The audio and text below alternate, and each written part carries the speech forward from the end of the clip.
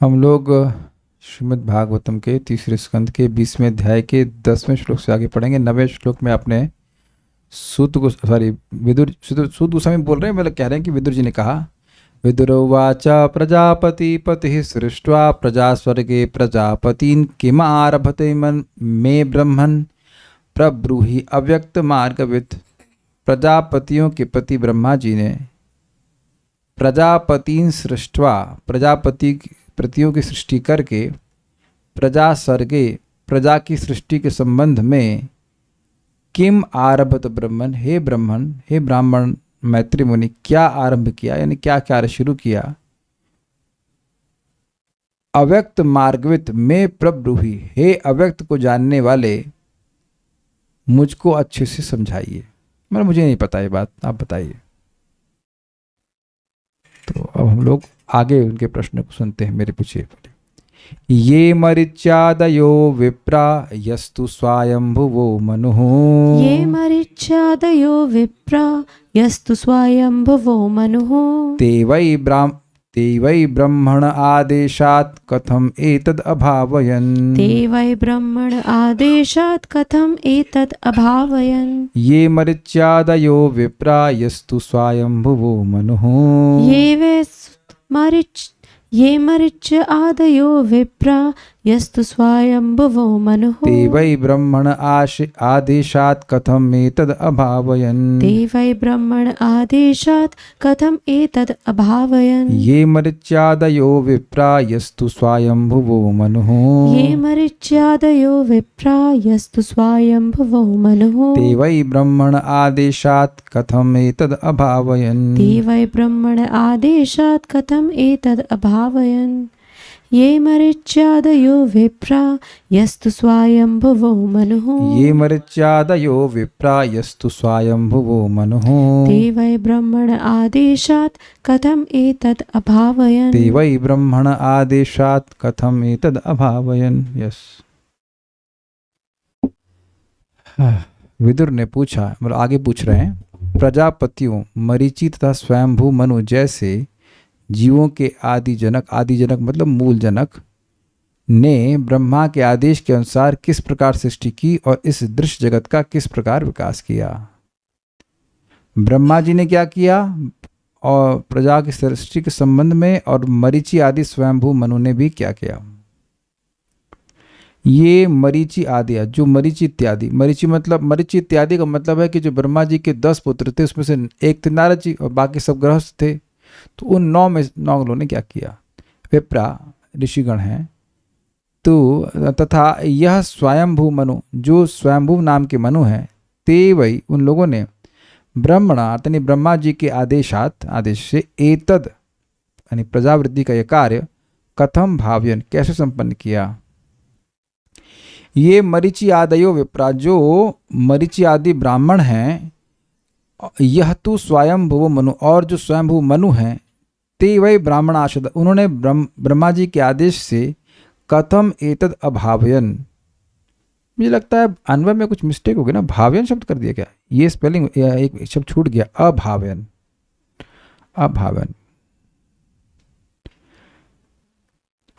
कथम एतद अभावयन का अर्थ है इस जगत की, एतद मतलब इसकी, ये जगत जो दिख रहा है इसकी सृष्टि कैसे करी। भाई देखिए, जब विदुर जी मैत्री मुनि के सामने बैठे हैं तो सृष्टि हो चुकी है, भीड़ भाड़ है, तो ये जानना चाहते हैं कि भीड़ भाड़ की उत्पत्ति कैसे हुई। देखिए, इस तरह का प्रश्न डार्विन भी तो आंसर करने का प्रयास कर रहे हैं, but in a wrong way. गलत तो नहीं कह रहे हैं। डार्विन भी बोल रहे हैं कि ये कहाँ बंदर से इंसान आए, ये जितने लोग दिख रहे हैं कहाँ से आए, ये ओरिजिन ऑफ स्पीशीज बोले ना, ओरिजिन ऑफ स्पीशीज, ये सेम प्रश्न है। कैन यू लिंक कि जितने भी स्पीशीज हैं इनका ओरिजिन कहाँ से है, ये प्रश्न जानते हैं ना। इसने थ्योरी लिखी थी, वो वही कहाँ से, यूनिसेलुलर से, ये वो फलाने मनाने अपने मन से लिख दिया वो। लेकिन यही प्रश्न किया जा रहा है कि जितनी जहाँ पे प्रजातियाँ दिख रही हैं, ये मरीचि आदि ने, स्वयंभू मनु आदि ने कैसे उत्पन्न किया। कथम एतद अभावयन, अर्थात इस जगत का जो विभिन्न जीव जंतु दिख रहे हैं, इनकी अभावयन मतलब इनकी उत्पत्ति कैसे करी इन लोगों ने। किन लोगों ने, मरीचि ने और स्वयंभू मनु आदि ने। ठीक है, ये प्रश्न।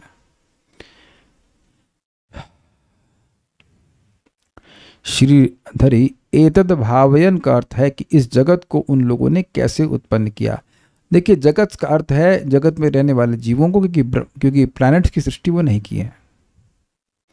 ओके, तो अब इसी बात को वह पूछना चाहते हैं और खोल करके कि मान लो वो पूछे कि भाई सृष्टि कैसे करी, इस प्रश्न से क्या आशय है। तो कह रहे हैं पत्नी के साथ करी या पत्नी से स्वतंत्र रहकर करी या सबने मिलके करी या अकेले करी, ये सब बात वो पूछना चाहते हैं। मेरे पूछे बोलिए। सद्वितीया किम असृजन स्वतंत्रा उत कर्मसु। सद्वितीया किम असृजन स्वतंत्रा उत कर्मसु। आहो स्वित संहतः सर्व इदं स्म समकल्पयन्। आहो स्वित संहता सर्व इदं स्म समकल्पयन्। सद्वितीया किम असृजन स्वतंत्रा उत कर्मसु। सद्वितीया किम असृजन स्वतंत्रा उत कर्मसु। आहो स्वित संहतः सर्व इदं स्म समकल्पयन्। आहो स्वित संहता सर्व इदं स्म समकल्पयन्। सद्वितीया किम असृजन स्वतंत्रा उत कर्मसु। सद्वितीयः किम असृजन स्वतंत्रा उत कर्मसु। आहो स्वित संहता सर्व इदं स्म समकल्पयन्। आहो स्वित संहतः सर्व इदं स्म समकल्पयन्। क्या उन्होंने इस जगत की सृष्टि अपनी अपनी पत्नियों के सहयोग से करी, अथवा वे स्वतंत्र रूप से अपना कार्य करते रहे, या कि उन्होंने संयुक्त रूप से इसकी रचना करी। तीन बात समझ में आ रही है भाई। ये एक अजीब सी बात होगी। इस जगत में कोई कहे कि संतान उत्पन्न कैसे किया, तो क्या अर्थवॉर्म है कि खुद से ही अपने को मतलब बच्चे पैदा कर लेगा। ये अंडरस्टूड है कि मनुष्य मतलब उसकी पत्नी स्वीकार किया होगा। लेकिन यहाँ प्रश्न थोड़ा अजीब सा इसलिए है, ये तीन पॉसिबिलिटी क्यों हो सकती हैं? क्योंकि ऐसा सामर्थ्य है। ब्रह्मा जी तो पत्नी के द्वारा 10 बच्चे उत्पन्न नहीं किए, 4 फिर 1 फिर 10, उसके बाद तो ब्रह्मा जी नहीं सृष्टि किए हैं। तो जब ब्रह्मा जी ऐसा कर सकते हैं तो ये लोग भी आगे कर सकते हैं ऐसा। लेकिन आपको याद होना चाहिए कि ब्रह्मा जी देखिए कि यद्यपि ये लोग कुछ सृष्टि कर रहे हैं लेकिन सृष्टि वैसे बढ़ नहीं रही है। तो प्रश्न है कि ये जितनी संततियाँ उत्पन्न करी हैं आगे संतान, वो पत्नी के द्वारा किए हैं या अकेले किए हैं, अकेले अकेले कर दी हैं, या सब मिल करके कोई मुंज बनाए हो, कुछ किए हो, मिल करके कोई प्रोजेक्ट बनाए, उससे कोई फैक्ट्री डाले, क्या किए, कैसे सृष्टि हुई। ये काफ़ी कौतुक का विषय है। एक बात ये है कि ओरिजिन स्पीशीज कोई बेवकूफ़ लिख देता है तो उसको तो कॉलेज में पढ़ाया जाता है कि नहीं। कितने लोग बायोलॉजी में डार्विन की थ्योरी नहीं पढ़े हैं? अगर मतलब वो लोग जो इंग्लिश मीडियम से पढ़े हैं, वो लोग जो बायोलॉजी पढ़े हैं, और उनमें से कितने लोग हैं जो डार्विन की थ्योरी ओरिजिन ऑफ स्पीशीज नहीं पढ़े हैं? यहाँ पे मेरा प्रश्न समझ में आ रहा है ना? ये कह रहे हैं याद नहीं पढ़े कि नहीं। हाँ, आपकी उम्र मुझसे केवल आधी है ना, इसीलिए भूल गए। अच्छा, बाकी लोगों को याद भी नहीं है शायद। गौरव प्रभु पढ़े थे आप? पढ़े थे तो क्या होता है प्रभु जी? मदन मोहन प्रभु, आप तो इंजीनियरिंग के स्टूडेंट, आपको याद है, गुड। तो आप देख रहे हैं कि वहाँ हम लोग सुनकर बिल्कुल स्वीकार कर लेते हैं कि यूनिसेलुलर ऑर्गेनिजम्स। अच्युत शर्मा माता जी पढ़ी थी बायोलॉजी, पढ़ाई में अच्छी थी आप? हाँ, तो एक कोशिकाएं, हिंदी तो हमको ठीक से नहीं आती, यूनिसेलुलर ऑर्गेनिजम्स, उससे हम लोग बन के, आप शरीर देख रहे हैं अपना कितना कॉम्प्लेक्स है, आंख तक नहीं कोई बना पाया आज तक, और वो एक यूनिसेलुलर ऑर्गेनिज्म से बन जाएगी। अमीबा हमारा बाप है, ये पूर्वज। कितना एब्सोल्युटली बेवकूफ़ी वाली बात है। इसमें क्या विज्ञान है बताइए? कहीं दिख रहा है कि बंदर इंसान बन गया? प्रपात बहुत सिंपल आर्गुमेंट देते हैं, कहते हैं कि अगर बंदर से इंसान आए तो बंदर क्यों है? बंदर को गायब हो जाना चाहिए। बंदर भी है और इंसान भी है। बड़ा आप सोचो कि प्रभुपाद अपने भागवतम के प्रवचनों पे ऐसा क्यों बोल रहे हैं? क्योंकि इससे सिद्धांत क्या हो स्थापित हो रहा है? सिद्धांत ये स्थापित हो रहा है कि भगवान नहीं है, अपने आप सब कुछ हो रहा है, भगवान नहीं है। जैसे आज यहाँ पे गड़गड़ाहट हो रही है, आप लोगों को पता नहीं, लेकिन इधर काफ़ी बारिश हो रही है। तो इस बादल को देख के स्मरण होता है कि देवता इस कार्य को कर रहे हैं। जो भक्त शास्त्र सुनते हैं वो बात को स्वीकार करते हैं कि हाँ ये देवता कर रहे हैं। और नहीं तो ये लोग कहेंगे हाँ ये नेचुरल फिनोमेना और ये और वो, मतलब भगवान को एक कंट्रोलर के रूप में आप गायब कर दीजिए। यही ओरिजिन ऑफ स्पीशीज का ओरिजिन है। द इंस्पिरेशन इज दिस कि भगवान को गायब कर दीजिए। और अद्भुत बात है कि जो लोग इसको स्वीकार करते हैं वह चार्ल्स डार्विन को अव्यक्त मार्गवित्त समझते हैं, कि जो हम नहीं जानते हैं, जो कोई नहीं जानता ये वो जानता है। ओरिजिन ऑफ स्पीशीज ये अव्यक्त है कि नहीं? मेरी भाषा समझ में आई? ना ना ना ना ना ना, भगवान नहीं, ओरिजिन ऑफ स्पीशीज, विभिन्न जातियों का ओरिजिन क्या है ये अव्यक्त है ना लोगों के लिए। तो इसके मार्ग को जानने वाले कौन है? Darwin, Charles Darwin. और वो स्पष्ट घोषित कर रहा है कि मैं स्पेकुलेशन कर रहा हूं। अभी मैं आप लोगों को बोलूं कि मैं केवल अपनी मनगढ़ंत बात बोल रहा हूं, कितने लोग इंटरेस्टेड होंगे बताइए? आप बताओ ईमानदारी से कि अगर मैं कहूं कि मैं जो भी बोलूंगा, गीता पे हाथ रख कर बोल रहा हूं कि जो भी बोलूंगा वो झूठ बोलूंगा और झूठ के सिवा कुछ नहीं बोलूंगा। स्पेकुलेशन मीन्स झूठ, आपके मन में जो आ रहा है बोल रहे हैं। आप थोड़ा विचार कीजिए कि क्या ये देख लीजिए कि शिक्षा प्रणाली की हालत क्या है। मैं ओपनली बोल रहा हूं कि मैं मनगढ़ंत बात बोल रहा हूं। चार्ल्स डार्विन बोलता है, लिखा है उसने, और उसको साइंटिस्ट मानकर सब लोग उसको पी रहे हैं उस कथा को। तो अब देख रहे हैं कि कलयुग की हालत क्या है। और सेम प्रश्न यहां विदुर जी कर रहे हैं। ये समझ में आ रहा है कि इन जगत में जितनी भी आपको विभिन्न संततियां दिख रही हैं, संतान दिख रही हैं, स्पीशीज दिख रही हैं, ये आई कैसे? यही प्रश्न बन रहा है ना कि उन्होंने सृष्टि कैसे करी। लेकिन ये जो उत्तर हमारे पास आएगा इसमें ये प्रामाणिक है, यद्यपि कुछ बातें हमारे लॉजिक के बाहर जाएंगी, बहुत सारी बातें। लेकिन क्या ये लॉजिकल है कि एक यूनिसेलुलर ऑर्गेनिज्म से हम सारे लोग आ गए, या हम लोग बंदर से आ गए? तो बंदर से आ गए तो पूर्वजों को दाना क्यों नहीं डालते लोग सब? हाँ, एक प्रश्न ये भी बनेगा कि यूनिसेलुलर कहाँ से आ गया? तो कहें कि वो केमिकल आए, ये मिल गए। तो प्रपात कहते हैं, प्रपात लेक्चर में कह रहे हैं, क्या नाम उनका, सन्यासी हो गए बाद में, उनका TD सिंह नाम था उनका, पहले क्या नाम था, भक्ति स्वरूप दामोदर महाराज। तो बोले ये जाके चैलेंज किए एक नोबेल लॉरेट को कि तुमको अगर तुम बोले कि केमिकल से आया, तो केमिकल दे रहे हैं तो तुम बनाओ। तो कहते हैं वो हम नहीं कर सकते। तो तुम कर नहीं सकते हो तो इसका मतलब केवल बोल रहे हो, टॉक्स आर चीप। तो यहाँ पे आप देख रहे हैं कि दोनों ही लोग, हम लोग और बाहर के लोग, दोनों ही लोग इस प्रश्न के संबंध में कि जगत में विभिन्न प्रकार की योनियां कैसे आई हैं इसको नहीं जानते हैं। और दोनों ही लोग एक अथॉरिटी को स्वीकार कर रहे हैं। लेकिन एक अथॉरिटी चार्ल्स डार्विन ये बिल्कुल बेवकूफ़ व्यक्ति है, वो स्पेकुलेशन कर रहा है, और मैत्री वही स्पेकुलेशन नहीं करेंगे। ये अंतर आ जा रहा है। इसलिए यह कहना कि तुम भागवत स्वीकार करते हो, भावुक अपनी भावना है, और हम साइंस के अनुसार सब समझ के स्वीकार कर रहे हैं, ये गलत है। आप मतलब वो व्यक्ति भी साइंटिस्ट को केवल आंख मूंद करके स्वीकार कर रहा है, ब्लाइंडली एक्सेप्ट कर रहा है। उसने कभी नहीं देखा कि बंदर से इंसान बना है। ये नियम है कि किसी झूठ को जब बार बार बोला जाता है तो लोगों को वो सच लगने लगता है। इसी प्रोपेगेंडा को वो करते हैं। तो ये बड़ी अच्छा प्रश्न है। हाँ, इसका हमने अन्वय नहीं देखा ना अभी। किम द्वितीया, क्या उन लोगों ने अपनी पत्नियों के मतलब सहयोग से। अब ये क्या मतलब है? द्वितीय मतलब दूसरा होता है ना, तो द्वितीय मतलब पत्नी कैसे?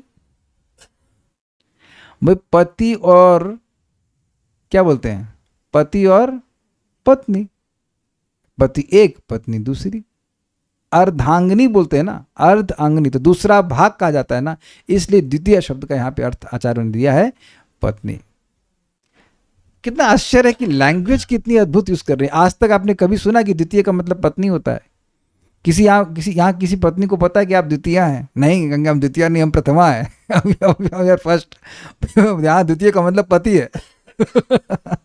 वुमेन्स लिबरेशन ये भी हो सकता है, लेकिन ठीक है, चलिए आप प्रथमा हो जाइए, लेकिन कोई बात नहीं। बात इस ये हम इस पर आश्चर्य कर रहे थे कि लैंग्वेज कितनी अद्भुत है।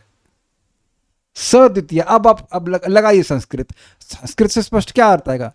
अपनी दूसरी के साथ या अपने दूसरे के साथ, दूसरा मतलब। इसीलिए श्रीधर स्वामी के पास जाएंगे, वो समझाएंगे बेटा द्वितीय का मतलब यहाँ पत्नी है, सद्वितीय मतलब अपनी पत्नी के साथ। कंटेक्स्ट में देखना पड़ेगा। द्वितीय का अर्थ स्पष्ट है, द्वितीय मतलब दूसरा। ये बड़ा इंटरेस्टिंग है। द्वितीयासह, जहां तक मैं समझ रहा हूं द्वितीय होता तो वह पुल्लिंग होता, लेकिन क्योंकि द्वितीया है इसलिए स्त्रीलिंग है। सह और साह होता है ना, सह सा ते ता, और सह ते सह तऊ ते, ऐसे आता है, चलता है। पुल्लिंग में सह तऊ ते चलेगा ना, वह चलता है। तो यहाँ पे इसी अर्थ में ले रहे हैं। सद्वितीया मतलब अपनी पत्नियों के सहयोग से, उत अथवा कर्मसु स्वतंत्रा, अपने कार्यों में स्वतंत्र रहकर असृजन सृष्टि करी। मतलब कौन सा कर्म? ये प्रजापति, इनका कर्म क्या है? इनका कर्म ही है प्रजा की सृष्टि करना। तो क्या स्वतंत्र रूप से सृष्टि करी, अर्थात बिना पत्नी की सहायता ली सृष्टि करी? अब जिन लोगों को भागवत में संदेह है कि ऐसा कोई कैसे कर सकता है, बिना पत्नी की सहायता, बिना पत्नी की सहायता के वो संतान उत्पन्न कैसे कर सकता है, तो बायोलॉजी में आप पढ़े और देखे भी होंगे कि अर्थवर्म को कोई काट दे तो 2 बन जाते हैं। ये पता है कि नहीं पता? ये देखा होगा आप लोगों ने? बहुत का तो नहीं पता, अर्थवर्म को तो सबको पता होगा, बीच में से काट दिया जाए तो 2 बन जाता है। It's amazing. और वैसे भी उसको क्या कहते हैं, जो भी हम भूल रहे हैं बायोलॉजी का टर्म, लेकिन उसको पत्नी की जरूरत नहीं है, वो वैसे भी संतान उत्पन्न कर देता है। तो जब अर्थवर्म में ऐसी शक्ति है तो अब ये लोग तो उच्चतर प्राणी हैं। इंटरेस्टिंग है। तो क्या स्वतंत्र रहकर किया? आहोस्वित अथवा आहोस्वित मतलब अथवा सर्व संहता, सबों ने एक साथ मिलकर इदम समकल्पयन, इस जगत की सृष्टि की थी। मतलब ऐसा तो नहीं था कोई यज्ञ किया हो जिससे बहुत सारे लोग प्रकट हुए, क्योंकि ऐसा भी सृष्टि सुनते हैं। किसका नाम याद आ रहा है? वृत्तासुर।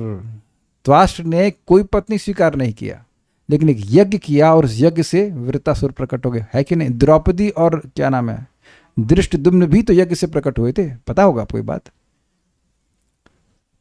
द्रुपद के बॉडी से नहीं प्रकट हुए ये लोग, ये द्रौपदी और दृष्टद्युम्न यज्ञ के द्वारा प्रकट हुए हैं। तो क्या इस प्रकार से कुछ हुआ? मतलब हम एक पॉसिबिलिटी बता रहे हैं कि क्या क्या हो सकता है। सब मिलकर के सृष्टि की, कोई फैक्ट्री डाल दी जिससे कि योनियां प्रकट हुई, जीव प्रकट हुए, या अपनी पत्नी की सहायता लिए, या स्वतंत्र रूप से किए, ये बात बताइए। अब इस प्रश्न का आशय कुछ ग्रहण कर रहे हैं। इतनी विविधता है और ऐसे अद्भुत जीव हैं जैसे कि पेड़, जो पूरा जीवन एक ही स्थान पर रह के स्वस्थ रह जाते हैं। पक्षी जो उड़ते हैं और उसमें भी अलग अलग प्रकार के मतलब योग्यताओं से युक्त पक्षी हैं, मछलियां हैं, जानवर हैं। ये कुछ आश्चर्यजनक नहीं लगता है? देखिए, हो ये रहा है कि हम लोग डल हो गए जगत के एजुकेशन की वजह से, तो इसलिए कुछ आश्चर्य नहीं लगता है। लेकिन अगर व्यक्ति थोड़ा ऑब्जर्विंग नेचर का हो तो वे इसी बात से आश्चर्यचकित हो जाएगा कि पेड़ केवल एक जगह रहकर बिना हिले एटलीस्ट खुद से बिना हिले, बिना कहीं जाए, वह पूरा जीवन स्वस्थ बिता देता है मोस्ट ऑफ द टाइम। नीम के पेड़ तो नहीं बीमार होता है, धूप में, बारिश में, सारे सीजन सहते हुए भी, और कम नहीं। अब ये जायंट सिक्वोया ट्री 5000 साल जीता है। मैं इस बात से रियली एस्टॉनिश्ड हूँ कि मुझे अपने स्वास्थ्य के लिए कितना कुछ करना पड़ता है। शायद आप लोगों को भी करना पड़ता होगा, लेकिन प्लांट, पेड़ को कुछ भी नहीं करना पड़ता है। एक जगह खड़ा है वो, सूर्य से सब कुछ मिल जाता है। क्या यह आश्चर्यजनक बात नहीं है? शायद आप में से बहुत से लोग चाहेंगे कि ऐसा हो, हम लोग कर लेते तो खाना नहीं बनाना पड़ता, खड़े हो गए, चार्ज हो गए। हमने सुना है कुछ लोग ऐसा कर लेते हैं, पता नहीं हाउ दे आर डूइंग। ये कितना आश्चर्य है ना। आप देखो, हम लोग कहीं जाते हैं तो जहीं जाएंगे तो पानी की बोतल रखेंगे और पेड़ को वही मिल रहा है सारा जूस। कितना आश्चर्य के, और उस पर भी वो फल दे रहा है दूसरों को। खुद खाने के लिए कुछ नहीं है और सबके खाने की व्यवस्था कर रहा है। खुद केवल पी रहा है, उसे पादप कहते हैं। पाँव से कैसे पिएंगे जरा आप बताओ। अगर मैं कहूँ आपको कि आप और मैं कुछ ऐसे भी लोग हैं जो पाँव से पानी पीते हैं। कितने लोग स्वीकार करेंगे अरे बाबा पागल हो गए ऐसे कैसे हो सकता है। और आपने इर्द गिर्द जितने पेड़ आप देख रहे हैं वो सब पाँव से पीते हैं, इसलिए उनको पादप कहते हैं। तो ये आश्चर्य हुआ ना, इसीलिए भक्ति विनोद ठाकुर जी कहते हैं केशव तुआ जगत विचित्र। केशव आपका जगत बड़ा विचित्र है। तो यहाँ पे एक बात आएगा ना कि इतनी इतनी अद्भुत शक्तियों वाली विभिन्न योनियां, इनकी सृष्टि कैसे करी इन्होंने। भाई एक बात बताइए, आप में से जितने लोग भोजन करते हैं, और सभी लोग करते हैं, तो कहीं आपने एक बहुत अच्छा भोजन खाया तो आप पूछेंगे ना कि कैसे बनता है। मतलब अच्छा, कितने लोग, ये हाथ खड़ा करने की जरूरत नहीं, इस नेचुरल वी आस्क कि ये कैसे बनता है। आश्चर्य हो जाता है कि यह क्या कैसे बना। मान लीजिए बनाने में इंटरेस्टेड नहीं हो, लेकिन ये पूछेंगे कैसे बना। हमारे घर में केशव सखा प्रभु आए थे प्रसाद के लिए, तो उनको हम बटर, कौन सा था वो, कोकोनट छाछ पिलाए। एंड ही वाज एस्टोनिश्ड कि वाकई ये दूध से नहीं बना है। तो उसका श्रेय तुंग विद्या माता जी को जाता है। शी इज द प्रणेता, एटलीस्ट इन आवर लाइफ। हम आज भी इसको पिए तो हमको बड़ा अच्छा लगा। एकदम एकदम अविश्वसनीय लगता है। अगर आप किसी को पिला दीजिएगा तो वो विश्वास ही नहीं करेगा कि ये कैसे होगा। मुझे याद है हम गांव में गए थे, एक भक्त ने चीकू शेक पिलाया था, जिंदगी मैंने कभी पिया नहीं। ये क्या है, एकदम चॉकलेट लग रहा है, तो ये क्या है। तो स्वाभाविक रूप से आपका प्रश्न मन में क्या था, ये कैसे बना भाई, ये कैसे बना। Only when you feel astonished.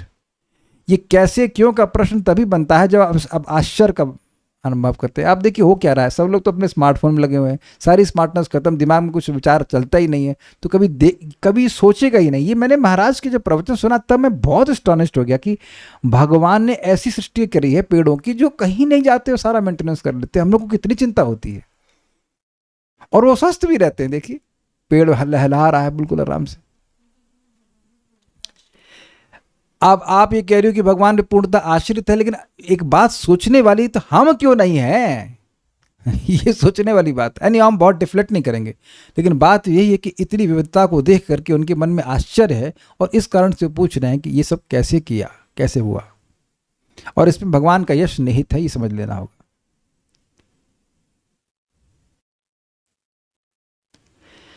स द्वितीया किम असृजन, क्या उन लोगों ने अपनी द्वितीया, अपनी पत्नी के साथ सृष्टि करी। स्वतंत्रा उत कर्मसु, अथवा वह अपने कर्म में, इस प्रजा सृष्टि के कर्म में स्वतंत्र थे, किसी की सहायता नहीं लगी। आहुसुत, अथवा सर्वसंहता, क्या सभी लोगों मिल करके इदम स्म समकल्पयन, इस जगत की सृष्टि किए। तो ये प्रश्न था श्रीधरी। सद्वितीया अर्थात अपनी पत्नियों के साथ मिलकर इस जगत की सृष्टि किए, या स्वतंत्रा अर्थात पत्नी निरपेक्ष रहकर अपने अपने कर्म अर्थात प्रजा की सृष्टि आदि कर्म से स्वतंत्र रहकर, कर्म में स्वतंत्र रहकर किए, अर्थात बिना किसी की सहायता के किए, जैसे भगवान विष्णु करते हैं, ब्रह्मा जी की सृष्टि कर दिए। या संहता अर्थात सबों ने एक साथ मिलकर इदम अर्थात इस जगत की सृष्टि की। क्लियर है। अब मैत्रेय जी का उत्तर है, और वो उत्तर बड़ा अजीब सा है। प्रश्न किसके बारे में किया गया है। प्रश्न किया गया है कि ब्रह्मा जी कैसे सृष्टि किए, स्वयंभू मनु कैसे किए, और मरीचि कैसे किए। लेकिन उत्तर में ये पहला श्लोक बोल रहे हैं कि महतत्व की सृष्टि कैसे हुई। क्या ये सही है? क्या ये सही है? प्रश्न किस पे किया जा रहा है? प्रश्न किया जा रहा है मनु महाराज के ऊपर, और ब्रह्मा जी के ऊपर, और मरीचि आदि के ऊपर, कि वो कैसे किए। तो अब ये महातत्व की बात क्यों बोल रहे हैं? देखिए महातत्व के बारे में पहले ही वह बता चुके हैं और डिटेल में बता चुके हैं, लेकिन यहाँ पे एक सिंपल शब्द है, नया शब्द सीखा मैंने, कथा के सौष्ठव के लिए। सुनी तो सही, कथा के सौष्ठव के लिए। सौष्ठव का मतलब होता है लोगों को और अच्छे से समझ में आए कि हुआ क्या। महातत्व के बारे में तो आप लोग सुन ही चुके हैं कई बार, तो उसके बारे में बस इसलिए बता रहे हैं, वहां से शुरू करके मनु तक पहुंचेंगे, फिर आगे बढ़ाएंगे। अदरवाइज ये बात बोलने का कोई लॉजिक ऐसे नहीं समझ में आता। तो इसलिए आचार्य ने समझाया इस प्रकार से, कथा की सौष्ठव के लिए, कथा ठीक से समझ में आए, इसलिए ऐसा वो बता रहे हैं कि जगत की सृष्टि कैसे हुई, जबकि प्रश्न जगत की सृष्टि के बारे में नहीं हुआ है। मतलब ब्रह्मा जी के बाद जो लोग हैं उनके बारे में प्रश्न हुआ है। एक्चुअली ब्रह्मा जी के बाद भी नहीं, मनु महाराज के बाद जो हुए। तो कथा के सौष्ठव के लिए ऐसा करते हैं, मेरे पीछे बोलिए। और एक बहुत सुंदर इसमें शब्द आएंगे, आप देखना समझ में आ जाएगा, बड़े बड़े अच्छे शब्द है इसमें, पता नहीं समय आज कर देते हैं इसको। मैत्रेय उवाच मैत्रेय उवाच दैवेन दुर्वितर्केण परेणा निमिषेण च देवेन दुर्वितर्केण परेणा निमिषेण च जातक्षोभाद् भगवतो महान् आसीद् गुणत्रयात्। जातक्षोभात् भगवतो महान् आसीद् गुणत्रयात्। मैत्रेय उवाच मैत्रेय उवाच दैवेन दुर्वितर्केण परेणा निमिषेण च देवेन दुर्वितर्केण परेणा निमिषेण च जातशोभाद् भगवतो महान् आसीद् गुणत्रयात्। जातक्षोभात् भगवतो महान् आसीद् गुणत्रयात्। बोलिए। मैत्रेय उवाच मैत्रेय उवाच देवेन दुर्वितर्केण परेणा निमिषेण च दैवेन दुर्वितर्केण परेणा निमिषेण च जातक्षोभात् भगवतो महान् आसीद् गुणत्रयात्। जातशोभाद् भगवतो महान् आसीद् गुणत्रयात्। मैत्रेय ने कहा, जब प्रकृति के 3 तत्वों के सहयोग का संतुलन, जीवात्मा की अदृश्य क्रियाशीलता, महाविष्णु तथा काल शक्ति के द्वारा विक्षुब्ध हुआ, तो समग्र भौतिक तत्व यानी महतत्व उत्पन्न हुए।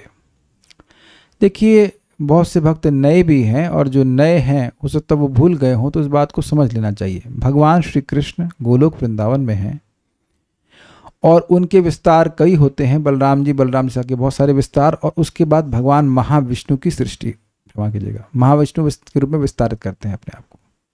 अभी महाविष्णु आपको दिख रहे हैं, और ये भगवान महाविष्णु प्रधान के ऊपर दृष्टिपात करते हैं। वेदवादिनी, आपको याद है कि प्रधान क्या होता है? बताइए, जो अगर कोई याद होगा मोस्ट प्रॉब्ली। प्रकृति की अव्यक्त अवस्था। Very good. प्रकृति की अव्यक्त अवस्था जिसमें गुणों की साम्यता होती है, सतोगुण, रजगुण और तमोगुण, और उसमें जीवात्मा नहीं होते हैं। वो केवल भौतिक पदार्थ है, उस जगत का उपादान कारण, जिससे कि वस्तुएं बनती, उसको उपादान कारण कहते हैं। और उसमें कोई हलचल नहीं, कोई सृष्टि नहीं होती है। तो अब भगवान महाविष्णु, जो कि सारे बद्ध जीवों को अपने अंदर लेके बैठे हुए हैं, अपनी दृष्टिपात के द्वारा उस प्रधान में को देखते हैं, और तब उसमें एजिटेशन होता है। उसमें उस दृष्टिपात में 2 चीजें हैं। 3 चीजें हैं। जीव, उनकी वासनाएं और काल शक्ति। फिर से रिपीट कर रहा हूं, भगवान के ईक्षण में, भगवान के देखने में 3 चीजें हैं। जीवात्माएं यानी बद्ध जीव, उनकी वासनाएं और काल शक्ति। उसके द्वारा डिस्टर्ब होकर, शुद्ध मतलब डिस्टर्ब हो जाता है प्रधान, और उसमें एजिटेशन शुरू हो जाता है। और उसके बाद सतगुण के से बड़े हुए सतगुण से युक्त महतत्व की सृष्टि होती है। महतत्व में जीवात्मा भी होते हैं, उनके वासनाएं यानी कर्म होते, संस्कार होते हैं, कर्म के संस्कार होते हैं, और काल शक्ति भी इसमें निहित होती है। उससे आगे फिर सृष्टि होती है। ठीक है, तो देख लीजिए, एक आप समझ ही गए होंगे कि दूसरे स्कंद को पढ़े बिना ये बातें समझ में थोड़ी सी कम आएंगी। हम जब तो फास्ट चले गए, लेकिन अब वहाँ बहुत डिटेल में पढ़ा लिए, तो अभी इसको कोई प्रसंग नहीं बन रहा कि बहुत ज़्यादा हम उस पर बोलें। इतनी बात रिवाइज करा दी मैंने। और उसके बाद भगवान, यहाँ पे आप देख सकते हैं कि भगवान महाविष्णु अपने रोमकूपों से अनेक अनेक ब्रह्मांडों की सृष्टि करते हैं, और उसमें बहुत छोटे छोटे विष्णु के रूप में वह प्रकट हो रहे हैं। उन्हें गर्भोदक्षा विष्णु कहते हैं। ये गर्भोदक्षा विष्णु हैं, ये ही वो विष्णु हैं जिनकी नाभि कमल से ब्रह्मा जी उत्पन्न होते हैं। लक्ष्मी जी उनकी सेवा करती हैं, शेषनाग के ऊपर ये निवास करते हैं। ब्रह्मांड के नीचे वाले भाग या आधे भाग में जल भरा हुआ है, उसको गर्भ जल कहते हैं, वहाँ पे निवास कर रहे हैं, ये बात बोल रहे हैं। फिर इन्हीं के विस्तार हैं, इनको क्षीरोदक्षा विष्णु कहते हैं, वो सभी के हृदय में परमात्मा के रूप में है। ये सब बातें आप पहले भी जानते हो। मैत्रेय उवाच, मैत्रेय मुनि ने कहा, दुर्वितर्केण, तर्क से परे। तो कल्याण प्रभु उत्तर हो गया ना। जीवात्मा, अभी पूरा बताता हूँ, दैवेना, दैव के द्वारा अर्थात जीव के कर्म के द्वारा। यहाँ पे दैव के दो अर्थ लिए हैं, एक भगवान और दूसरा जीवात्मा का कर्म। लेकिन क्योंकि परिणाम मतलब परमात्मा है तो इसलिए दैव का अर्थ यहाँ पे जीवों का अदृष्ट बताया गया है, अदृष्ट कर्म। अब आप सोच रहे होंगे मैं कल्याणपुर क्यों एड्रेस किया। ये आपके और मेरे द्वारा जानना असंभव है कि जीवात्मा का ये कर्म शुरू कैसे हुआ। आप देखिए, कभी वन को क्वेश्चन किए हैं कल्याण प्रभु? अब बुरा नहीं मानना, लेकिन कोई व्यक्ति वन को क्वेश्चन करे तो आपसे क्या कहेंगे? आप बताइए क्या कहेंगे? Exactly that's what I wanted to hear, बेवकूफ कहेंगे। जब बोल दिया कि दुर्वितर्केणा, ये आपके और मेरे और सभी के तर्क से परे बात है कि हम इस जगत में कैसे आए, तो उसमें तर्क लगाने का क्या मतलब है? वेदवादी, आपने लास्ट टाइम हवाई जहाज को कब गिराया था? बॉल से। हाँ बता रहे, तुम शौक गंदी आदत है, मुझे पता, छत पे आके क्या करती हो। हाँ बताओ भाई। कभी नहीं गिराया, गिराया नहीं। क्यों नहीं गिराया आपने? गिरा नहीं सकते, इनकंसीवेबल है। Very good. क्यों नहीं गिरा सकते? कि बॉल कहाँ पहुंचेगी? हवाई जहाज उड़ रहा है तो बॉल कैसे पहुंचेगी? अग्रीड? तो जो हमारी चीज तर्क के परे है उसमें तर्क लगाना बेवकूफी है कि नहीं? यहां बेवकूफी होगी ना कि कहेगा हमारे ऊपर से हेलीकॉप्टर जा रहा है, क्यों जा रहा है, हम फेंकेंगे मारेंगे, तुम्हारे बॉल पहुंचेगी ही नहीं। तो जो व्यक्ति इस बात में फंस गया, आपने खुद स्वीकार किया कि वो व्यक्ति बेवकूफ है, तो वह बेवकूफी हम लोग क्यों करें? इतना बात हमको बताई गई है कि भगवान की सेवा की स्पृहा जब हम नहीं किए, जब भी शुरुआत, तभी से हमारा ये जगत, हमारा जीवन शुरू हुआ है। वैसे तो अनादि कहा जा रहा है, लेकिन अब जो भी हो, अगर इसकी शुरुआत है भी, हमको नहीं पता है, शब्द तो अनादि है, नई शुरुआत है कोई इसकी, हमेशा से पड़े हुए हैं। लेकिन मूल कारण यही है कि कृष्ण भूलिया जीव अनादिर बहिर्मुख, अनादि काल से कृष्ण को भूल करके जीव बहिर्मुख है, अर्थात कृष्ण की सेवा नहीं करना चाहता है। अतएव माया दे तार संसार दुख। इसलिए माया उसको संसार का दुख दे रही है। रिवर्स इंजीनियरिंग करनी चाहिए। मुझे संसार का दुख प्राप्त हो रहा है क्योंकि मेरी कृष्ण की सेवा करने की इच्छा नहीं है। देखिए, मैं एक निवेदन करना चाहता हूं। One should not be in illusion that he is very eager to serve Krishna. व्यक्ति को इस मोह में नहीं होना चाहिए कि हम कृष्ण की सेवा करने के लिए बड़े आग्रही हैं। अभी हमको बहुत ठीक होना है। मैं इंटरेक्ट करता हूं भक्तों से, कभी कभी उनको स्वास्थ्य के बारे में पूछता हूं। मंगल आरती में एक भक्त ऐसे थके हुए से लग रहे थे बिल्कुल, तो मैंने पूछा कैसे हैं? कहते मैं ठीक हूं।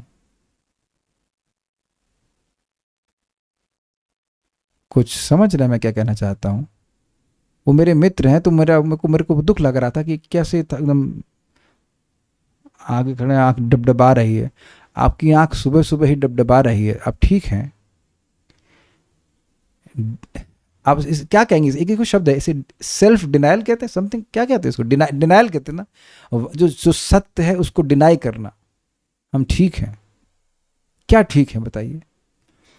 आज एक माता जी हमको पूछी 10th कैंटो में जल्प प्रजल्प चित्रजल्प क्या होता है गोपियों के बीच। हमने कहा अभी तो मैं 3rd कैंटो पे हूँ, मैं कैसे बता? नहीं प्रभु जी, यू नो एवरीथिंग। हमने कहा I don't know even know my self, I don't even know my self. मैं जान ही रहा हूं कि मैं हूं कौन, और एवरीथिंग की बात कर रही हैं आप। कितना अमेजिंग है ना ये बात। हम बहुत ज़्यादा विस्तार करेंगे तो श्लोक को कर भी नहीं पाएंगे, लेकिन बात सिंपल सी है कि भगवान की सेवा न करने की इच्छा के कारण ही जीव, हम सब लोग इस जगत में दुख भोग रहे हैं। बड़ी आसानी से हम ब्लेम करते हैं कि वो व्यक्ति हमको कष्ट दे रहा है, ये कष्ट दे रहा है। नहीं, कष्ट हम अपने आप को दे रहे हैं, स्वयं भगवान की सेवा नहीं करने की इच्छा की वजह से। और इसी वजह से जगत की सृष्टि हुई है, अन्यथा भौतिक जगत में, आध्यात्मिक जगत में किसी को जरूरत नहीं है। भगवान की सब सेवा करते हैं, वैकुंठ में रहते हैं। यहाँ इस जगत की सृष्टि क्यों हुई? क्योंकि उन लोगों को मौका दिया जाए जो भगवान की सेवा नहीं करना चाहते। तो आप और मैं इसमें हैं, इसका मतलब क्या है?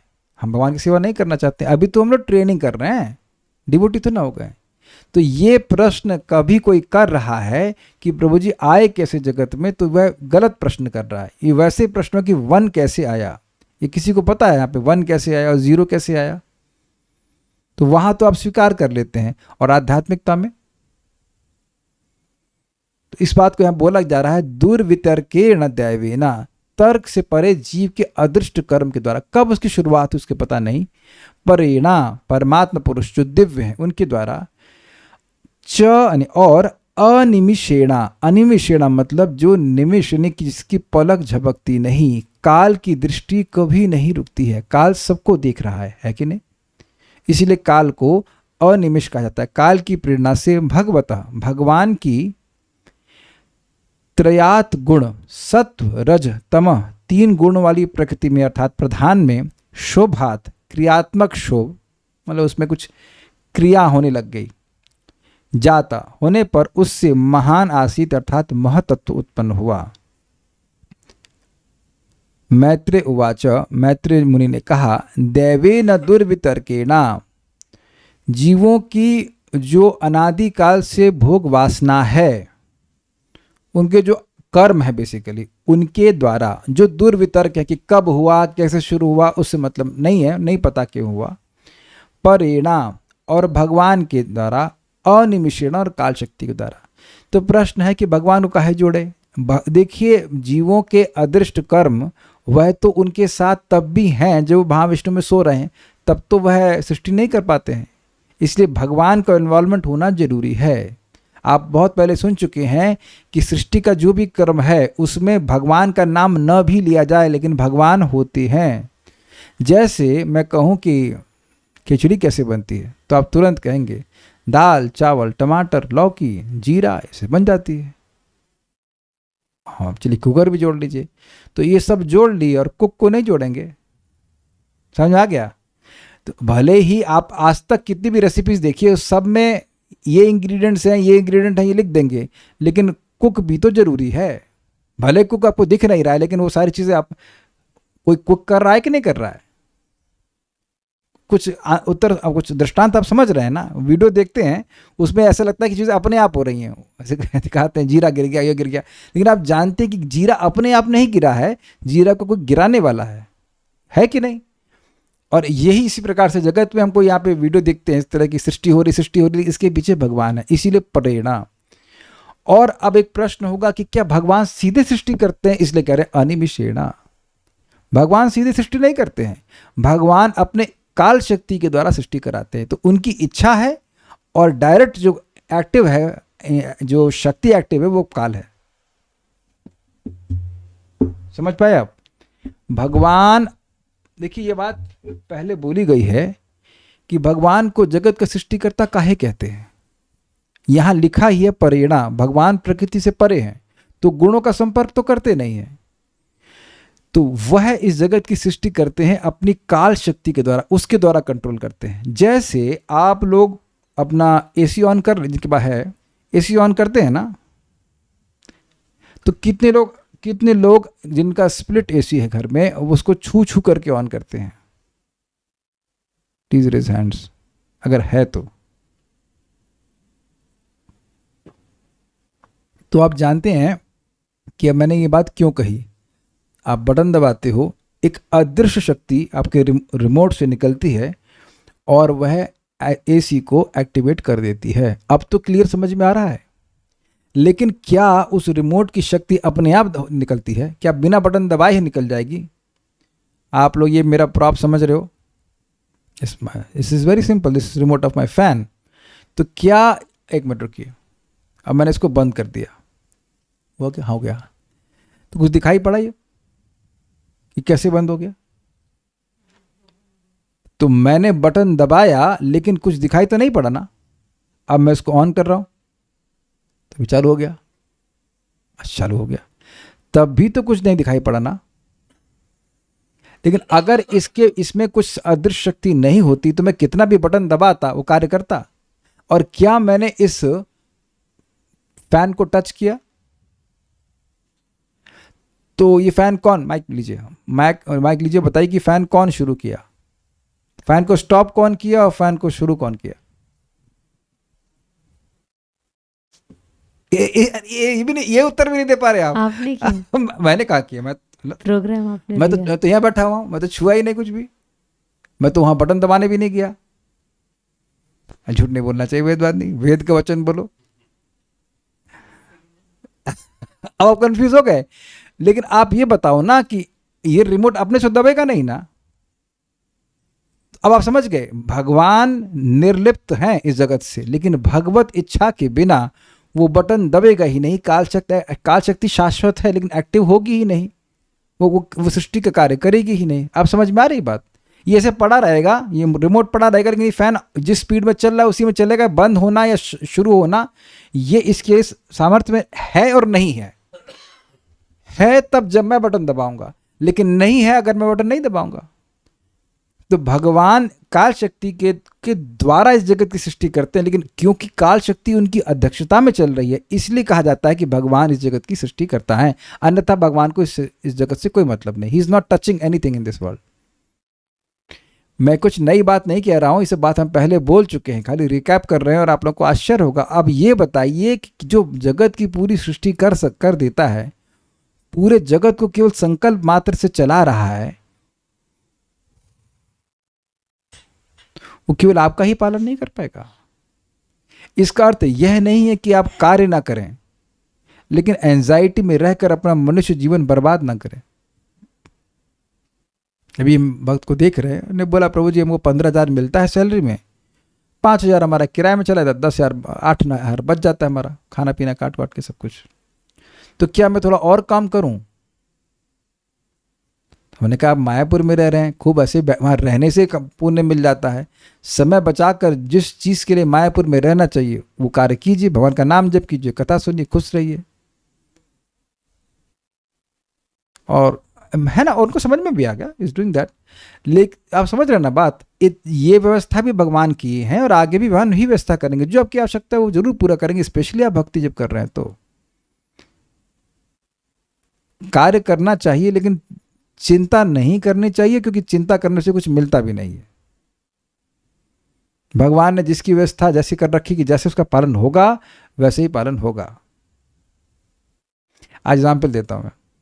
आज मैं सुबह कल्याणपुर पे गुस्सा था कि नहीं प्रसाद दूंगा, और आज इनको जितना प्रसाद चाहिए उतना बच भी गया। हम आज आपके लिए बनाए भी नहीं थे गुस्सा वाले, लेकिन इन्होंने फिर बनाया उतना ही जितना आपके लिए रात में चाहिए। अब हम अब भी ना दें आपको, ये तो गलत होगा ना। ऐसा कितना आश्चर्य है। हम इनको बोले नहीं, हम दोनों मेरे लिए और वेदवादी अपने लिए बनाना, बस फिर भी उतना ही बनाए कि इनके लिए बच गया पूरा। अच्छा जितना चाहिए उतना बच गया। अब आप देख रहे हैं, ये देख रहे हैं कि हमारा संकल्प था कि नहीं देंगे, हम गुस्सा थे आंसू में, नहीं देंगे, आलसी है ये, नहीं देंगे, लेकिन फिर भी बना। हर दिन ये व्यवस्था बन रही है। भूख लग रही होगी, कुछ शाम को लगेगी, है ना? तब यहां संकल्प मैनेजर कर रहा है कि नहीं देंगे, तब भी बन रहा है। बताइए कितना अमेजिंग है ये बात। क्योंकि भय में, शोक में व्यक्ति भक्ति करना भूल जाता है, वो बहुत बड़ा नुकसान है। मैं कई बार वेदवादिनी को बोलता हूँ, कभी इसका स्वास्थ्य ठीक नहीं रहता, तो हमने कहा आप जप कर लो, क्योंकि वो कार्य मैं आपके लिए नहीं कर सकता। खाना वाना है, जो भी कुछ काम है वो सब हम कर लेंगे। यही भगवान बोल रहे हैं कि तुम्हारा जप मैं तुम्हारे लिए नहीं कर सकता हूं, बाकी सारा मैनेजमेंट में कर लूंगा। क्योंकि कर रहे हैं, वो वही कर रहे हैं, ऐसा नहीं कि कोई और कर रहा है। नहीं आओ, हमको बड़ा अच्छा शब्द लगा। तो उससे जात शोभात, उससे शोभ उत्पन्न हो गया, और भगवान के द्वारा महान आसीत गुणत्रयात, जो गुण त्रय थे उनमें महान शोभ उत्पन्न हुआ, और उससे महान आसीत अर्थात महतत्व की सृष्टि हो गई। कहा श्रीधरी विदुर जी ने यह जो पूछा है कि सृष्टि को बढ़ाने के लिए ब्रह्मा जी ने क्या किया, इस प्रश्न का उत्तर है कि उन्होंने यक्ष इत्यादि की सृष्टि करी, यक्ष की और अन्यों की।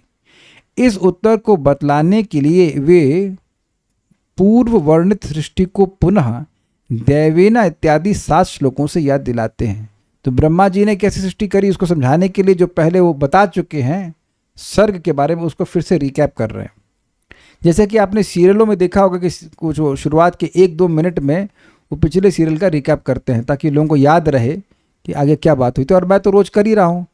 पिछले श्लोक में आपने क्या सुना, आज हम क्या पढ़ेंगे, रोज़ करता हूँ कि नहीं करता हूँ। तो मैत्री मुनि आप जान ही रहे हैं कि बात बड़ी लंबी चली गई, 7 चैप्टर समाप्त हो गए। वराहदेव की कथा में हो गए ना 7 चैप्टर। तो अब बात क्या चल रही थी, सर्ग की, विसर्ग की चल रही थी। तो अब विसर्ग के पहले जो सर्ग था उसको शॉर्ट में बताकर फिर आगे विसर्ग बताएंगे, ये कहते हैं। समझ में आ गया?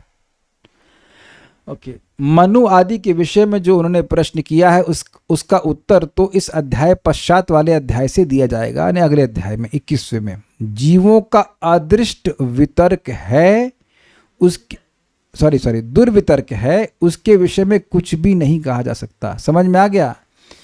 एक बात समझिए, मैं और आप कैसे हैं इसको आप लॉजिकली एक्सप्लेन नहीं कर सकते। आप जैसे हो, मैं जैसा हूँ, ये आप जैसे हो, या और कोई भी कैसा है, वो ऐसा क्या कर्म किया है कि जो ऐसा पा गया, वो आप कुछ नहीं बोल सकते। गहना कर्मणों गति भगवान गीता में कहते हैं। और कब आए, क्या भोग रहे हैं, किस इस दुख को हम क्यों भोग रहे हैं, ये कोई नहीं जानता। इस पे विचार करना ये मूर्खता होगी। Don't ask why, because you डोल नॉट गेट एनी आंसर और you not get any satisfactory answer. ठीक। प्रकृति के नियामक महापुरुष यानी महाविष्णु और काल इन 3 कारणों से निर्विकार श्री भगवान के सन्निधान से, सन्निधान मतलब नैकट्य से, प्रकृति में क्षोभ उत्पन्न हुआ, यानी कि इस प्रधान में, और इससे त्रिगुणात्मिका प्रकृति से महान की उत्पत्ति हुई, यानी महान का मतलब हुआ महतत्व की सृष्टि हुई। इसी बात को विष्णु तंत्र में कहा भी गया है। विष्णोस्तु त्रीणि रूपाणि पुरुषाख्यान्यतो विदुः, प्रथमं महता सृष्टु, द्वितीयं तु अंड संस्थितम, तृतीयं सर्वभूतस्थम तानि ज्ञात्वा विमुच्यते। अर्थात भगवान विष्णु के 3 रूप हैं, उन तीनों को पुरुष कहा गया है। पहला महतत्व की सृष्टि करने वाला है, दूसरा रूप ब्रह्मांड में स्थित है, और तीसरा रूप सभी जीवों में अंतर्यामी रूप से विद्यमान है। उन तीनों रूपों को जानने वाला संसार के बंधन से मुक्त हो जाता है, भगवान की भक्ति करने लगता है। स्पष्ट है, सारार्थ दर्शनी। किम आरभत 9वां श्लोक इस अध्याय का जो था, उसमें प्रजापति ब्रह्मा ने मरीचि आदि की सृष्टि के बाद क्या कार्य आरंभ किया, इस प्रश्न के उत्तर में यद्यपि विसर्ग यानी सृष्टि के विस्तार का पूर्व भाग पहले ही कहा गया है, परंतु कथा के सौष्ठव के लिए संक्षिप्त में वही बात यहाँ कही जा रही है। कुछ समझे बात? विसर्ग की बात कहनी है, लेकिन विसर्ग से पहले सर्ग की बात कह चुके हैं, लेकिन कथा अच्छी लगे, विसर्ग बात समझ में आए, इसलिए संक्षेप में सर्ग को बोल रहे हैं। सर्ग को रिकैप कर रहे हैं ताकि बात समझ में आए, ये बात है। नहीं तो वो इस लॉजिकली स्पीकिंग ये इस प्रश्न का उत्तर नहीं है जो कि विदुर जी ने पूछा है। सौष्ठव का मतलब अच्छा लगे, सुष्ठु, कथा अच्छी लगे सुनने में। आप देखते होंगे ना कि कथा कहने का तरीका होता है, एक था ये, तो कुछ प्रारंभ से शुरू करता है बात। किसी भी मूवी में आप देखो ना, शुरुआत ऐसी होती है, शुरुआत दिखाते हैं, फिर धीरे डेवलप होता है, ऐसा वैसा ऐसा करके डेवलप करते हैं, तो वो उससे कथा रोचक लगती है। एब्रप्टली को शुरू कर दे तो बात समझ में नहीं आती है, तो इसलिए वो थोड़ा सा रिकैप कर रहे हैं। दैवे न, दैव का तात्पर्य है जीव का अदृष्ट अर्थात पूर्वकृत कर्मफल। वह अदृष्ट कैसा होता है? अदृष्ट मतलब जो दिखाई नहीं पड़ता है। इसका उत्तर है दुर्वितर्केणा, अर्थात जिसका कारण मनुष्यों के लिए दुर्बोध होता है। मतलब भगवान के लिए दुर्बोध नहीं है। भगवान जान रहे हैं कि आज इसको इस कर्म के अनुसार क्या फल भोगना पड़ेगा, और उनकी व्यवस्था में ही हर व्यक्ति को हर क्षण किसी कर्म को भोगना पड़ता है। अग्रीड? क्यों अग्रीड? नहीं तो किसी को कर्म फल भोगना ही नहीं पड़ता। बहुत ध्यान से सुनिएगा मैं क्या कह रहा हूं। अगर भगवान को भी नहीं पता होता कि आज इस जीव को किस कर्म के अनुसार क्या फल मिलना है, तो उसने कर्म तो बहुत सारे किए हुए हैं, तो फल का निर्धारण कैसे किया जाएगा? जैसे बहुत सारे एम्प्लॉयज हैं, लेकिन उनको सैलरी कितनी मिलनी है, उन्होंने कितना काम एक्स्ट्रा किया, ये कोई ना कोई व्यक्ति जानता है कि कोई भी नहीं जानता है? हर व्यक्ति नहीं जानता है, कि बगल वाले ने कितना काम किया, उसको कितना बोनस मिलेगा, लेकिन कोई व्यक्ति है ना जो जानता है सभी के बारे में, और वो बोनस वोनस क्या कहते हैं एचआर में वो निर्णय करता है कि नहीं करता। ये सब बात समझ में आ रही है कि नहीं? कोई तो है। इसको बंद कर दीजिए, कीड़े आएंगे। आ रहे हैं ऑलरेडी, कीड़े आ रहे हैं। अरे ये दरवाजा बंद कीजिए ना, उड़ के दिखाइए ऐसे कीड़ों की तरह, बिना बिना ब्लेड्स।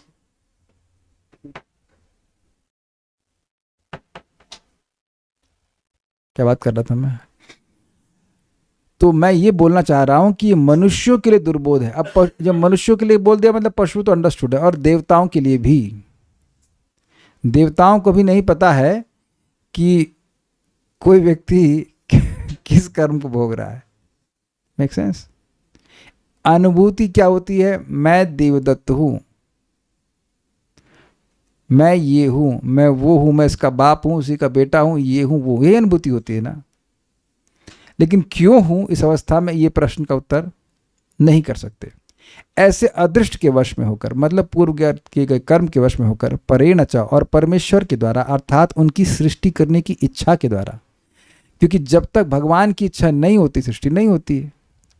और अनिमिषेणा, काल के द्वारा, जो पलक कभी नहीं झपकाता, सभी को देखता रहता है, उस काल शक्ति के द्वारा, जब सत्व रज और तमगुण से युक्त प्रकृति, जिसे प्रधान भी कहते हैं, शुद्ध हुई तो महान आसीत, तो उससे महतत्व उत्पन्न हुआ। भगवतः, अर्थात भगवान की ईक्षण शक्ति ने इच्छा के कारण ही यह सब हुआ, ये अर्थ है। नहीं, मुख्य कारण जो है वो भगवान की इच्छा है, नहीं तो कर्म होने के बावजूद भी जीव सोते रहते हैं। तात्पर्य, यहाँ पर भौतिक सृष्टि के कारण का अत्यंत रोचक वर्णन हुआ है। प्रथम कारण दैव अर्थात बद्ध जीव का भाग्य है, जो उसने कर्म किए हैं उसके अनुसार जो फल बनता है उसको भाग्य कहते हैं। यह भौतिक सृष्टि बद्ध जीव के सुख के लिए विद्यमान है, जो इंद्र तृप्ति के लिए उसी का झूठा स्वामी बनना चाहता है। उसका स्वामी है श्री कृष्ण, लेकिन वो बनना चाहता है। किसी को यह नहीं ज्ञात है कि बद्ध जीव ने सबसे पहले कब इस भौतिक प्रकृति पर स्वामित्व प्राप्त करने की इच्छा की, किंतु वैदिक साहित्य से यह ज्ञात होता है कि यह भौतिक सृष्टि बद्ध जीव के इंद्रिय सुख के निमित्त है। एक सुंदर श्लोक है जिसमें कहा गया है कि बद्ध जीव के इंद्रिय सुख का निष्कर्ष यह है कि जब बद्ध जीव अपने प्रमुख कर्तव्य भगवान के प्रति सेवा को भूल जाता है, तो वह इंद्रिय सुख का वातावरण तैयार करता है, जिसे माया कहते हैं, और यही भौतिक सृष्टि का कारण है। कृष्ण भूलिया जीव अनादिर बहिर्मुख अतएव नहीं, ये नहीं है। ऐसे कुछ सिमिलर श्लोक है, लेकिन भूल रहा हूं।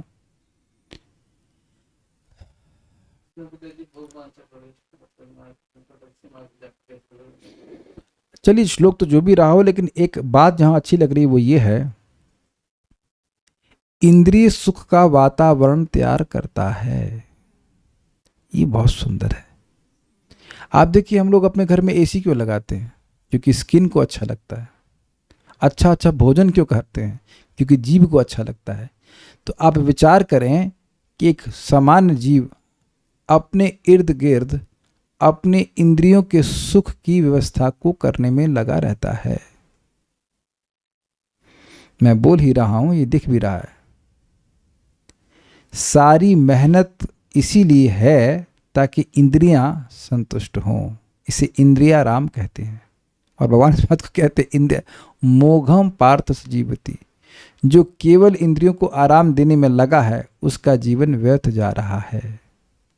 पर इंद्रियों को कुछ संतोष तो चाहिए। आप ऐसा भी नहीं कर सकते कि एकदम खत्म कर दें। प्रभुपाद बोलते हैं कि ये नमक की तरह है, ज़्यादा भी नहीं होना चाहिए और कम भी नहीं होना चाहिए। सोना तो पड़ेगा ना, खाना पड़ेगा, लेकिन भगवान से हटा करके नहीं करना चाहिए। लेकिन उनको लाइन बहुत अच्छी लग रही है, इंद्रिय सुख का वातावरण तैयार करता है, जिसे माया कहते हैं।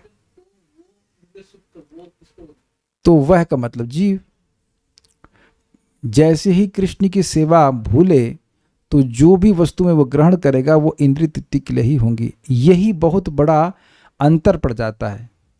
एक भक्त गृहस्थ है, वो जैसे ही उठेगा तो उसको भगवान की सेवा का याद आएगा। मुझे स्नान करना है, मंगल आरती करनी है, मंगल आरती में जाना है। कोई भी भक्त बात कर रहा हूँ मैं, गृहस्थ एग्जाम्पल इसलिए दे रहा हूँ कि गृहस्थी में प्रमुखता इंद्रिय तृप्ति व्यक्ति करता है। लाइसेंस उसी में दिया जाता है कुछ हद तक, लेकिन जब वह भगवान को केंद्रित जीवन रखते हैं, कोई भी व्यक्ति रखता है, तो उठते ही उसका विचार इंद्रिय तृप्ति के वातावरण को बनाने का नहीं होता है। जैसे एक व्यक्ति हमको बोले कि आप गुलाब का इत्र लगाइए, तो अब यह संकल्प मेरे मन में नहीं बना, गुलाब का इत्र तो लाया लेकिन भगवान को छिड़क दिया। मैं ऐसा नहीं कह रहा हूं कि मैं इंद्रिय तृप्ति की भावना से पूरी तरह रहित हूं, लेकिन कुछ चीजें अब अपने लिए बनती नहीं है, एटलीस्ट कुछ चीजें है ना। हम कुछ भोजन के लिए लाते हैं तो पहले भगवान को अर्पण करते हैं। अब दुनिया में लोग किस लिए लाते हैं? अपने बच्चों को खिलाएंगे, अपनी पत्नी को खिलाएंगे। यही तो देखा भी ना आपने। हमारे पिताजी जलेबी लाते थे किस लिए? भगवान को भोग लगाने के लिए। हमने तो कभी नहीं देखा हमें खिलाने के लिए, अपने माँ को खिलाने के लिए, बच्चों को खुद खाने के लिए। तो ये चुनाव हमें करना है कि हम कौन से वातावरण में रह रहे हैं। पहले तो डायग्नोज करें कि मैं कौन सा वातावरण की सृष्टि किया हूं। इसीलिए भक्तों की ट्रेनिंग किस रूप में होती है? युक्त वैराग्य के लिए। उन चीजों को स्वीकार किया जाए जिनका संबंध भगवान से है, नहीं तो हम अपने इर्द गिर्द केवल इंद्रिय तृप्ति का वातावरण ही बना के बैठे हुए। आप प्रैक्टिकल देखो ना, गृहस्थों के जीवन में जाइए, सामान्यतः देखिए, और अपने घर में भी आप देख सकते हैं कि कितनी चीजें आपने डेकोरेशन की लगा रखी हैं जिनका संबंध भगवान से नहीं है। इसका मतलब इंद्रिय तृप्ति का वातावरण बना रखा है, तो भगवान का स्मृति तो होना ही है। जो भी व्यक्ति किसी भी तरह से मान लो गृहस्थी में प्रवेश भी किया है, यू ठीक है, उसको विचार करना चाहिए कि जो भी वस्तुएं हैं वो काम की होनी चाहिए, डेकोरेशन के लिए नहीं होनी चाहिए। डेकोरेशन के लिए नहीं है तो अब अगर भगवान की सेवा के निमित्त नहीं है तो किसके लिए है? वो इंद्रिय तृप्ति के लिए ही है। That's how everyone should live. बहुत गंभीर बातें हैं। हम अपने इर्द गिर्द जिन लोगों को भी रखे हैं, चाहे पत्नी हो, चाहे बच्चे हैं, चाहे समानता व्यक्ति इसीलिए रखता है ताकि वो उसकी इंद्रियों को संतुष्ट कर सकें। और इसीलिए देखिए प्राय लोग अपने बच्चों से फ्रस्ट्रेट हो जाते हैं कि भगवान ने व्यवस्था से करी कि तुम जिन जिन लोगों को अपने इर्द गिर्द इकट्ठा करोगे वही तुमको दुख देंगे। आप में से एक भी व्यक्ति इस बात को खारिज नहीं कर सकता है। जिन जिन लोगों को वो इकट्ठा करता है, बच्चे को, पत्नी को, वो सभी उसको परेशान करते हैं क्योंकि भगवान ने बनाए इसी प्रकार से। लेकिन अगर उनको वह भगवान की सेवा के लिए स्वीकार कर रहा है, या अगर स्वीकार किया और भगवान की सेवा में लगाता है, दोनों पॉइंट आप ले सकते हैं, तब वह परेशान नहीं करेंगे। जितनी मात्रा में है बात की, ये भगवान की सेवा के निमित्त है। एग्जाम्पल, आप जानते हैं कि हीटर भी बिजली से चलता है और एसी भी बिजली से चलता है। इंजीनियर उसके इफेक्ट को चेंज कर देते हैं। बहुत अच्छी बात बोल रहे हैं यहाँ पे। हर जगह, चाहे स्वर्ग में हो चाहे कोई व्यक्ति, अपने इंद्रिय तृप्ति का वातावरण ही बना के बैठा हुआ है वो, where he is in the centre. इस श्लोक में एक अन्य शब्द दुर्वितर्केण भी प्रयुक्त है। कोई यह तर्क नहीं कर सकता कि कब और कैसे बद्ध जीव को इंद्रिय सुख की इच्छा हुई, किंतु इसका कारण तो होना ही चाहिए। लेकिन आप तर्क नहीं कर सकते।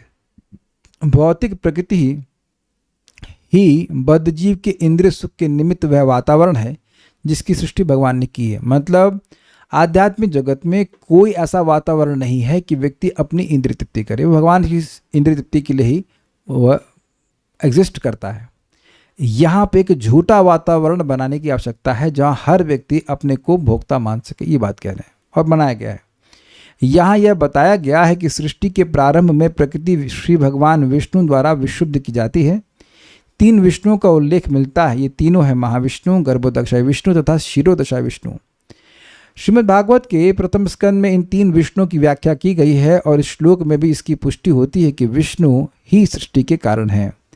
भगवद गीता से भी हमें पता चलता है कि प्रकृति कृष्ण अथवा विष्णु की अध्यक्षता में कार्य करना शुरू करती है और अब भी कार्यशील है। मतलब भगवान अब भी कंट्रोल में है, मर नहीं गए हैं। मया दक्षिण प्रकृति सुयते सचराचरम हेतु नाने न कौन्तेय जगदवि परिवर्तिते। किंतु श्री भगवान अपरिवर्तित हैं। बड़ी सुंदर बात है कि जगत में कुछ आ रहा है चेंज, तो क्या बोल रहा हूँ, कुछ भी हो रहा है उसके पीछे परिवर्तन है, लेकिन जो इस परिवर्तन को ला रहा है भगवान, उसमें कोई परिवर्तन नहीं है। जैसे सूर्य के प्रभाव से कितना परिवर्तन आता है, कितने पेड़ उग रहे हैं, कितने कीड़े मर रहे हैं।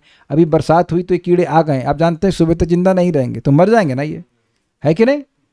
अभी भी मर गए, और सूर्य के प्रभाव से बहुत सारे कीड़े मर जाते हैं। तो सूर्य वैसा ही रहता है, लेकिन उसके प्रभाव से कितने परिवर्तन आ जाते हैं। तो आप समझ गए होंगे दृष्टांत से कि भगवान बिल्कुल एक रस रहते हैं, लेकिन उनके शक्ति के द्वारा में बहुत सारे परिवर्तन होते हैं। इसी को शक्ति परिणामवाद कहा गया है।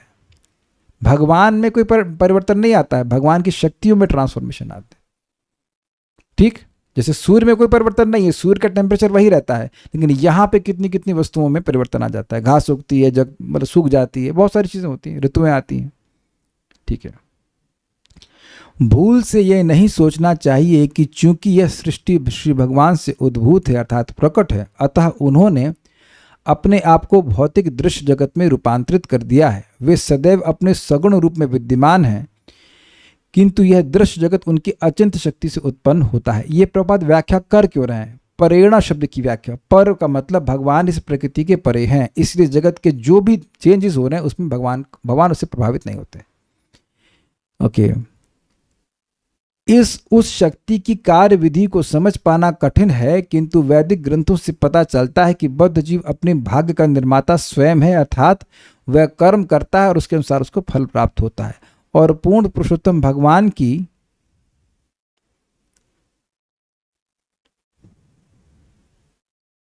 अध्यक्षता में प्रकृति के नियम अनुसार उसे विशेष देह धारण करना होता है।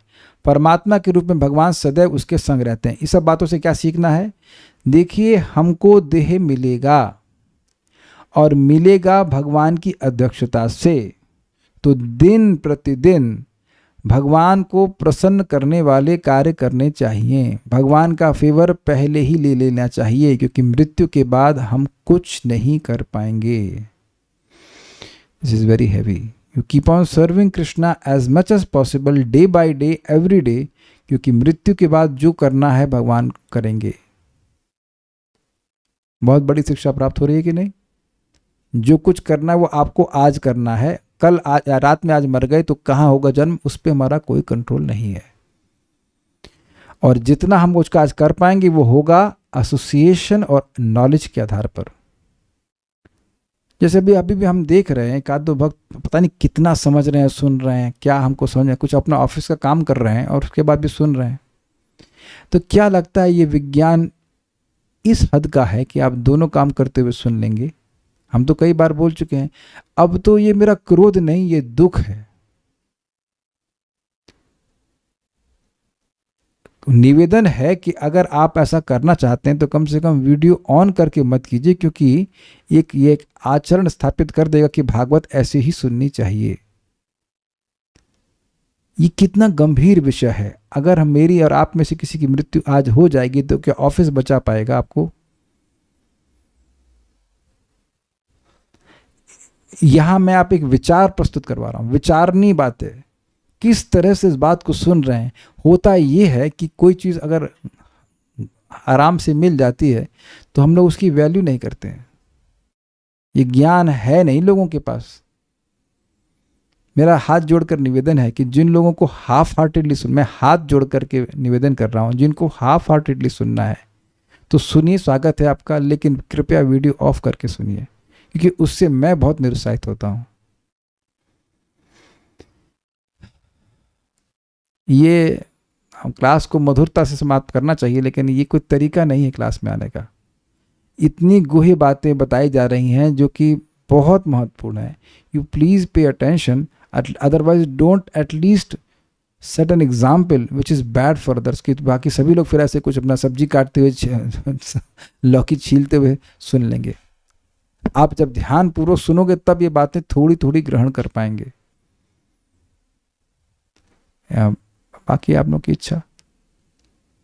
गलत उदाहरण नहीं प्रस्तुत करना चाहिए। एनीवेज, है ना, ये हम गलत बोल रहे हैं। मैंने यह भी देखा है कि अगर कोई व्यक्ति सामान्य कोई मैसेज करता है, कुछ ऑडियो भेजता है, मैं कुछ और कार्य करते हुए उसको सुनूंगा तो मैं सुन नहीं पाता। तो अगर ऑडियो भी सुनना है 1-2 मिनट का मुझे, जो कि कोई भागवत नहीं होती है, ऐसे कोई लौकिक बात पूछते हैं, तब भी आप उसको नहीं समझ पाते हैं अगर ध्यानपूर्वक ना सुने। है ना? आपने देखा होगा आपस में लोग बातचीत करते हैं, अरे अब मेरा ध्यान कहीं और था, फिर से बोलना। तो आप सोच रहे हो कि भागवत समझ में आ जाएगी इस प्रकार से? तो ये आप थोड़ा सा विचार कीजिएगा कि करना क्या चाहते हैं। Will stop now, it's already over time. बड़ी बहुत गंभीर बात है। आज हमें जो करना है उसका वो हमारे आगे के जीवन के लिए बहुत बड़ा निर्णय करने वाला है। अपने भाग्य का निर्माण हम स्वयं करने वाले। एक बात हम बोल के यहाँ पे रुकना चाहेंगे। एक भक्त हैं, वो अपनी पुरानी कहानी का लंबा ऑडियो भेज दिए, ये हुआ वो हुआ ये हुआ वो हुआ। हम थोड़ा सुने, हम बोर हो गए, हमने कहा हमें सुनना ही नहीं है। फिर हम इतना मैसेज कर दिए, हमने कहा देखिए एक तो आप हमको ऑडियो नहीं भेजोगे 5-5 मिनट के, और दूसरा चीज़ कि आपको जो बोलना है वो टेक्स्ट में लिख दीजिए, और जो हो गया सो हो गया, वो आपका कर्म था, आपको भोगना था। मेरा जो मेरे संग बुरा हुआ अच्छा हुआ वो मेरा कर्म था, वो उसमें भोग के मैं ख़त्म कर चुका हूँ, वो दोबारा नहीं आएगा। सुनाई पड़ रहा है मैं क्या कह रहा हूँ? अगर आपके संग ये कुछ बुरा हुआ है तो वो अब वो ख़त्म हो चुका है, वो होना ही था एक बात, और वो ख़त्म हो चुका, अब दोबारा नहीं आएगा। कुछ समझ में आ रहा है कि नहीं? मेरे जीवन में एक व्यक्ति मुझे, अब मैं बोल रहा हूँ, मैं नाम नहीं रख रहा, एक व्यक्ति ने मुझे बहुत परेशान किया था। बहुत पहले की बात कर रहा हूँ, भक्ति में आने से पहले कभी। अब उसे कोई मतलब ही नहीं, क्या परेशान करेगा वो? कुछ मतलब नहीं, वो मरे जी उससे कोई मतलब नहीं, मैं मरे जी उससे कोई मतलब नहीं। बस उस टाइम मुझे परेशान उसे करना था। क्या ये मेरे संग ही हुआ है या आप लोग संग भी कभी हुआ है कि कोई एक व्यक्ति आपको एक पर्टिकुलर टाइम पे परेशान किया, अब वो दोबारा नहीं आ रहा आपके जीवन में, वो गया, वो मर नहीं गया बट इट्स ऑलमोस्ट डेड, वो आपके जीवन में दोबारा नहीं आ रहा। उसके बारे में सोच करके विचार करना कितना बड़ा नुकसान है। आप विचार कर सकते हैं इस बात को? ये मनुष्य जीवन इतनी मुश्किल से मिला हुआ है, और मिला हुआ नहीं है, पता नहीं कब तक मिलेगा, लेकिन उस समय को पुरानी बातें सोचकर खराब करना बेवकूफ़ी है कि नहीं? आज मैं इस बात पे बोल रहा हूं कि हम अपने भाग्य के निर्माता हैं। आज जब जप करेंगे तो आपका लाभ होगा।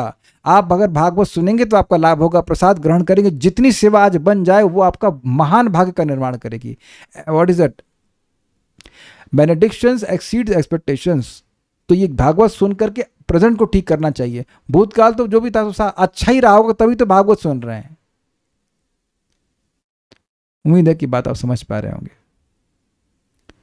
So will stop now.